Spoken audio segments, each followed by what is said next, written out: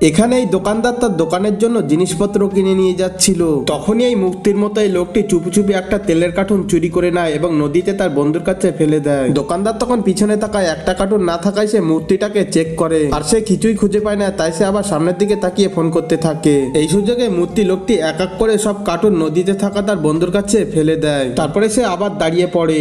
এদিকে ওই মূর্তি লোকটির বন্ধু বলে, ঠিক আছে, অনেক জিনিসপত্র হয়ে গিয়েছে, আর দরকার নেই। মূর্তি লোকটি তখন বলে, আচ্ছা ঠিক আছে, তুমি তাড়াতাড়ি এখান থেকে চলে যাও, আমি তোমার পিছু পিছু আসছি। ঠিক তখন দোকানদার পিছনে তাকিয়ে দেখে তার বাইকের পিছনে একটাও জিনিসপত্র নেই। তখন সে মনে করে এই মূর্তিটা সব চুরি করে নিয়েছে, তাই সে মূর্তিটাকে চেক করতে থাকে আর বলে, এটা তো একটা সত্যি সত্যি মূর্তি, এটা কিভাবে আমার জিনিসপত্র চুরি করবে? মনে হচ্ছে আমার সব জিনিসপত্র নদীতে পড়ে গিয়েছে, যাই নিচে গিয়ে দেখে আসি। এদিকে ওই চোরটি জিনিসপত্র নিয়ে নদী পার হচ্ছে। কিন্তু তার আগে তুমি যদি তোমার মাকে মন থেকে ভালোবাসো তাহলে ভিডিওতে লাইক করে চ্যানেলটি সাবস্ক্রাইব করো আর কমেন্টে আই লাভ ইউ মা লিখে দাও। তারপরে দোকানদার চোরটিকে যত সময় ধরতে যায়, চোরটি তত সময় নদী পার হয়ে পালিয়ে যায়।